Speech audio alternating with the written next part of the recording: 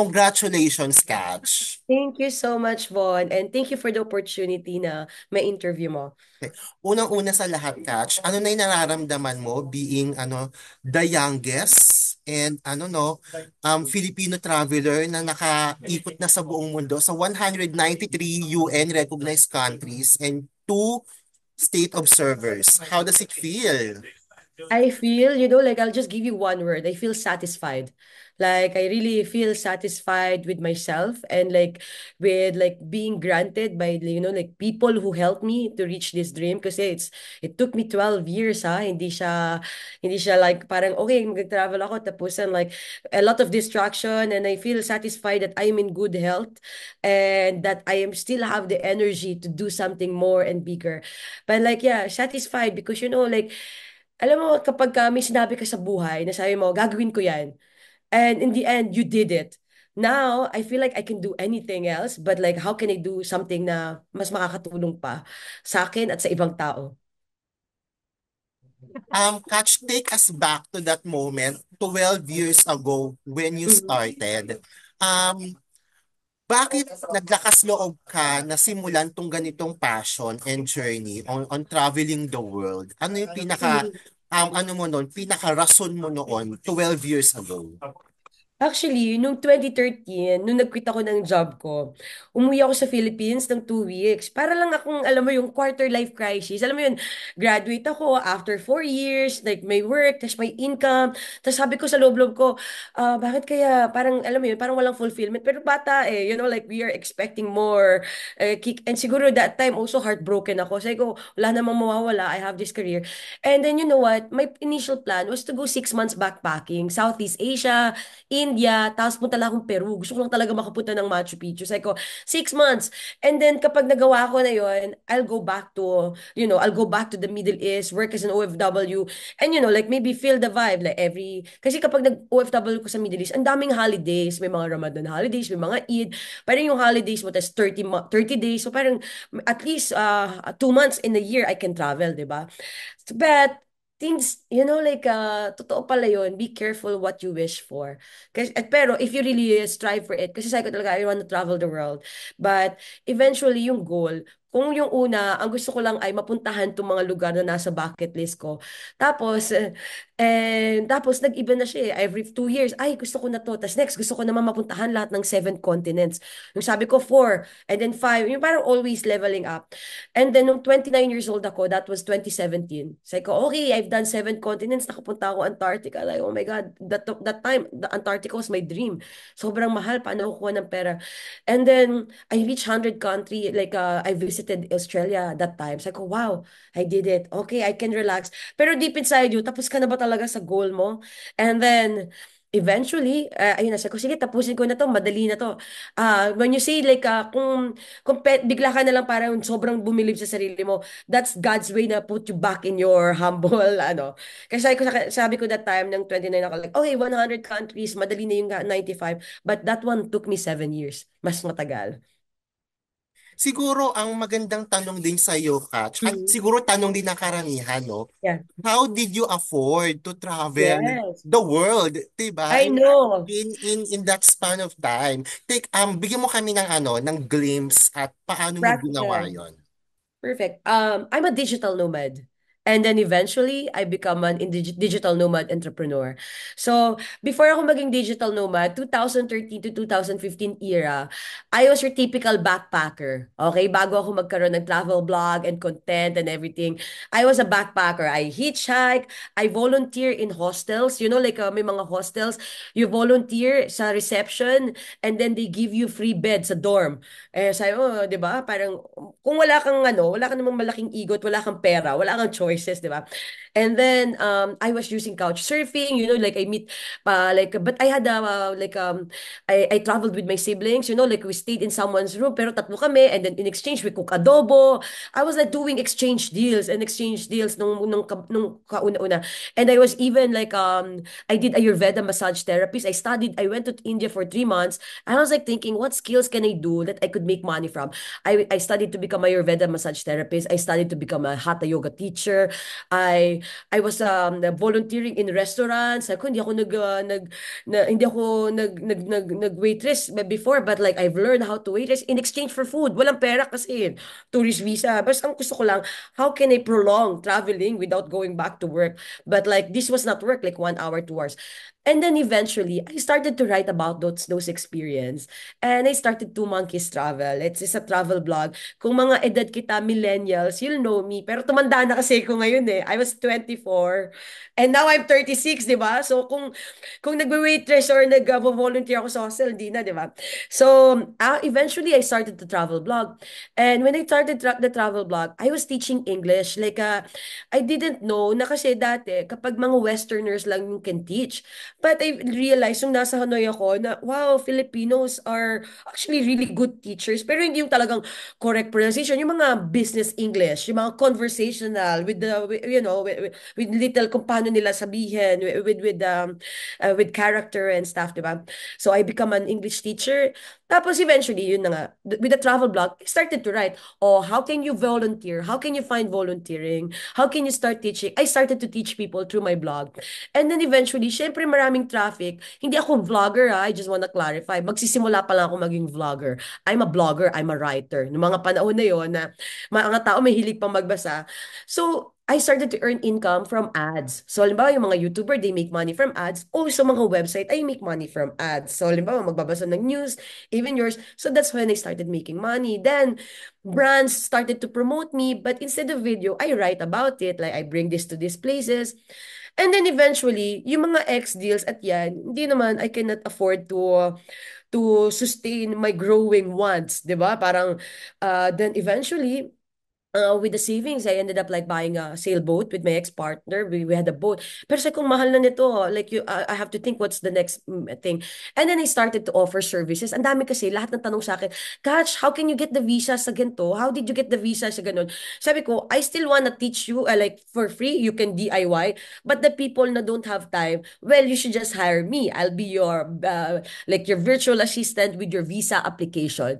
And then I started to teach people tricks. How can you pass your interview? Like, hindi naman ako official na consular or what. But based on my experience and based on your situation, how can I help you? And then that business got bigger. And now I have FilipinoPassport.com. It's my travel tech startup wherein I help people with the visa. But now, mostly, ang gusto ko na is like to help people to get visa in countries that doesn't have embassy or consulate in the Philippines. So it's Dubai-based. And then eventually, yung mga tao, Gosh, sama mo naman kami sa biyahe mo. Siyempre, hindi ko sila masasama before kasi delikado, mahirap. Tsaka kailangan, mas maganda yung mga biyahe later. Tahimik na lang. Yung alam mo, discreet ka na lang, malaman na lang ng tao na nakalabas ka na, may mga photos ka, you met people. Kasi mga delikado na yung ibang lugar. So sabi ko, sige nga, magka-travel ako with people who follows me. Only people who knows me, na pag nakita nila, oh, you know what I mean? So I started travel with Catch.com. Like, connected siya dati sa show ko may show ako dati. And sabi ko, tinigil ko lang kasi nga I was so focused on traveling, I cannot be so distracted. And now that I finished my goal, I still love to travel and I enjoy leading tours, telling people, oh, eto mga diskarte sa immigration, diskarte sa ganon. So I have traveled with Catch. I bring people to off the beaten countries. I have future tours now sa Morocco, Mongolia, Balkans, yung mga hindi mo kayang puntahan na mag-isa. So when people ask me how did I afford, it changes based on my needs. From volunteering to starting my companies. But content creation really like helped me to work with tourism boards, get me sponsorship. It helped me at least 100 countries. If I don't have my blog, it would not be easy. So I hope I answered it clear, ah. Parang ano talaga siya, no, Catch, based on what you've mentioned, it's Mhm. volunteering and networking at the same time. Then Yes. talagang inano mo yun, talagang tinabaho mo yun sa loob ng Yeah. maraming taon. At ngayon talagang you ano, you gathered all the the experience para magawa mo na talaga itong fit na ito. Ang siguro ang pinaka-question ko naman is um ano yung unang-unang bansa na pinuntahan mo? And how was it? Can you believe na yung mga tao sabi nila, ay, syempre, daming pera, daming napuntahan, daming ganyan. You believe, like sa mga bata especially, the first time I left the Philippines was when I was 20 years old. Like 1 month after I graduated from UP, ang first flight ko was to go to Kuwait. Kuwait, like sa Middle East, to Nag-work ka do doon? OJT muna, tapos after Okay. 1 month, sabi ko, yoko na umuwi. Ang haba nung babiyahe. Sabi ko, siguro mag-work muna ako ng 1 year, mag-iipon ako pang master's degree ko or maglo-law school. Ipon lang ako kasi laki ng sweldo, di ba? Parang, alam mo, kapag ka-graduate mo, competitive ka pa sa mga classmates. Okay, hindi na lang ako magaganon. Punta muna akong abroad.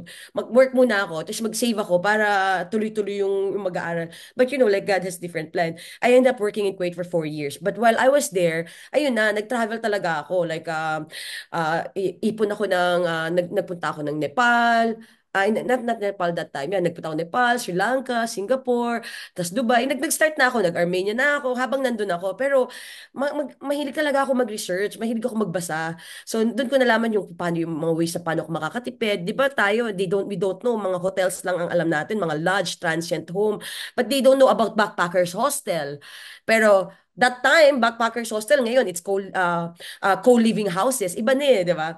So, first travel ko was that. But 20 years old below, until I finished university, sa Philippines lang ako nag-travel. I really traveled around the Philippines. By car, not eroplano. Oo. And your last was, based on what I've read, Sudan. Why Sudan. Sudan? Why Yeah. Sudan was your last country to visit?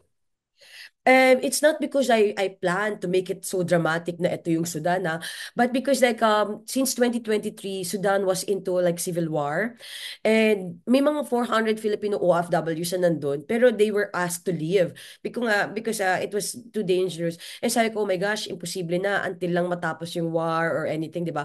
And last year when they decided, like they moved the entire like parang mga decision making ng bansa nila to from Khartoum, the capital, to Port Sudan. And then nag-start na yung when Ethiopian Airlines decided na mag-fly na ulit ng mga normal passenger lang, like yung mga babalik ng October. Sabi ko, wow, there's hope. And then I did non-stop like to talk like to people who can help me get the visa. Kasi visit visa like I wanna finish it like like visit visa, paano ako magkakaroon ng clearance? How would they know that I just wanna need it? I need it for my goal. And ayun nga, I got my visa in December. And nung nakuha ko siya, sabi ko, shucks, okay, kailangan ko lang ng pambayad ng flight ticket, kailangan ko ng pambayad doon sa tours, ng security, ng hotel, di ba? Sabi ko, okay, give me 1 month. Sabi ko, give me 1 month. And then January 6, I went to Sudan. And ayun na. And then life is the same. But the fulfillment within is like, yes, wala na akong iisiping gagastusan na importanteng sobra-sobra. Pwede na akong Oo. mag-asawa. Pero wait, Catch. Ito, alam ko, baka mahirap na tanong to sa'yo. Sa Mhm. dinami-raming bansa at lugar na puntahan mo, ano yung pinaka-favorite mo at bakit? Ang dami ha, pero I'll tell you, the Pick one. second home for me is Montenegro. Ayun ang ginawa kong bahay for 4 years bago ako nag-decide na, okay, ready na akong bumalik sa Philippines. Kasi alam kong tapos na yung goal ko and ang next ko naman is, gusto ko naman ikutin ng bansa natin. But this time, I wanna like, mag-ikot in different perspective. Pero Montenegro, like kung halimbawa, um, gusto ko talaga magkaroon ako ng 3 bahay sa iba't ibang lugar. Not necessarily ako may-ari, di ba? Pwede naman. Gusto ko meron akong bahay sa Pilipinas, tapos sa Dubai dahil nandun ang negosyo ko, at sa Montenegro. Kasi nandun din yung kapatid ko. Talaga. Kailangan mo pumunta doon. You have to go there. Oo nga, alam mo, pag nag-research kasi ako, kapag nagta-travel ako, isa yung mga vlog mo talaga sa binabasa ko, yung 2 monkeys, I get tips from you. So Thank you. nakakatuwa, no? So what's the goal now after na-achieve mo tong fit na to? Mhm. Next goal now is I want to educate. Like I'm 36 na, 'di ba? Like so what I wanted now is kasi ang daming gusto ko talagang ikutin Philippines, and you know what, I've traveled like quietly the last few years sa Pilipinas. Ngayon, I want to make an impact. Like finally I have the voice. Like before I still want like even though may voice ako sa Two Monkeys, like I did again, pero now I can say that like I did it this way and this is how you can do it better. So now I want to visit all the provinces provinces, if I can take time, like, maybe municipalities, maybe another 12 years of my life, and then educate, like, the younger ones, because siguro mga 15 to 20 years old, yung mga bata, about, I have an ebook, like, I have a digital nomad book, but I want to teach them how to become, like, digital skills, na bata pa sila, even while they're studying and working, kesa sayangin nila sa gaming, but they can make money from gaming, ah. Like, they could, like, learn different skills and start working remotely. And then while working remotely, gaining confidence, they can travel around the Philippines. And then kapag pwede na silang umalis by their time they're 18, they have the savings, they have the digital skills, they have the travel skills. So I want to do this to teach them how to make money, save money, digital skills, how you can work online. And after that, like, and travel skills, how can you survive? And with that, we can have perfect Filipino digital nomads. Like if they have those things, that's the next goal now. Maybe 12 years. Like Philippines and then magturo. Pag-uusapan ulit natin yan pag na-reach mo na yung goal na. And linawin ko lang, Hatch, no, you're holding a Philippine passport. Yes, Tama, I have. diba? I actually, nagtatanong yung tao how I travel, di ba yung ibang gaganda ng mga lalagyan nila? Like, for me, ito lang talaga, okay? Mga travel tips ha, mga nagtatanong, bili lang kayo ng plastic na ano. So, these are my passports. Di ba sa atin, kapag ka yung passport mo ay punmo na or expired, they just cut this kasi invalid na, di ba? So, I have, this is mga cards ko, like, importante. And these are like the passports that I had for the last 12 years of my travels. At hindi hadlang, no, na kasi 'di ba yung passport natin, hindi naman siya ganun karami, no. Pero Mhm. emphasize lang natin na hindi hadlang yung pagiging Philippine passport holder mo to travel the world, 'di ba? Now, this is like a proof that it's possible with the Philippine passport. But I am not saying na madali ha. It's not easy and it's not cheap. But it is doable. But with proper strategy, paano ka makakapasok sa mga bansa? Talaga totoo lang, alam mo, lahat ng information nasa online with the AI and stuff. Like really, kung mahilig lang magbasa talaga ang tao, doable. And then just execute it. So ito, may doable. Ito, Catch, sa dinami-rami ng experience mo, siguro bigyan mo kami ng top 3 best travel advice. Top 3. Best travel advice. First, para wala kang ano, like kasi I've been to few accidents and ano, you need to have travel insurance, okay? Like hindi ka pwedeng mag-travel lang dahil tapos hayaan mo na yung nanay mo or hayaan mo na ang credit card mo, hayaan mo na kung ano mangyari sa iyo. Dahil na-experience ko 'yon. It cost me 3 months of not walking and I thank God I have travel insurance. Kundi I will have it regret for the rest of my life first, okay? And next, you need to be very strategic with what's your goal.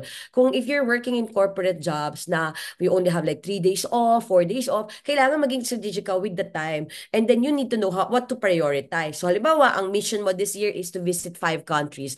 Think of places na can you do it 5 countries in one trip or 5 countries every weekend. Pero tandaan mo, kada lumalabas ka ng Philippines, you have to pay airport tax, kailangan mo mag-ano ng return ticket. So maybe ang gawin mo, kung gusto mong marami kang mapuntahan, labas ka ng isang bansa, puntahan mo kagad 5 bansa, tapos planuhin mo na, okay? Be strategic. And third is, your network talaga is your net worth. But not just like for traveling thing, but like because this is a network that you will learn, like halimbawa, yung mga taong natutunan mo, paano ba ang pagkuha ng visa? Sa ganito, maybe you know someone na kaibigan mo na pwede mong tulugan sa Singapore, so makatipid ka sa accommodation and this. So ngayon, like even whatever you do, talaga, if you wanna travel the world, you need people to be with you, like to help you, to guide you, or to teach you. So like start na, like from your friends in school and everyone you meet now. Kasi ang takot ng tao, di ba delikado, hindi ka pa natatakot? No, I think you should hone your personal, like your skills, and then how you can communicate with other people, yung mga pang ano, then it would be a very, very good travel skills for you.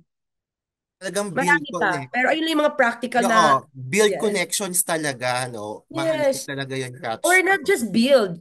Deepen your connections with the existing ones that you have.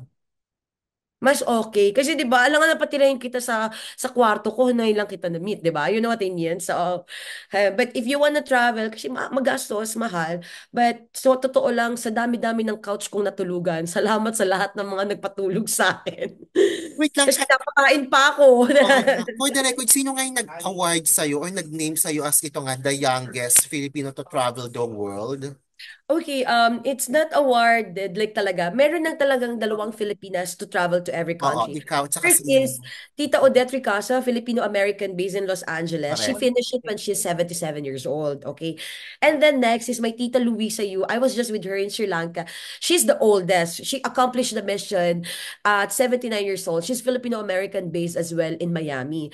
And then ako, and how do we know that I am the youngest? And I'm the first one to travel solely with the Philippine passport.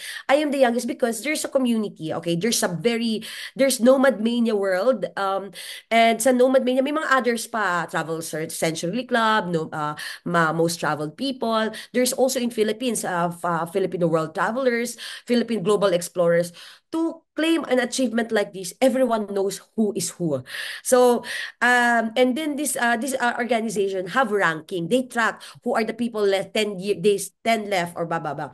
And Parang then ito yung Guinness World Record ng travel community, no? yes, that's the Guinness World of Record and travel community. And then last week, after I finished Sudan, of course I couldn't announce it, kaya late na ako nag-announce because they have to verify na talaga bang nakapasok ako sa bansa with my stamp, my photo, lumabas ka ba ng airport, lumabas ka, alam mo yung to verify kasi 'di ba?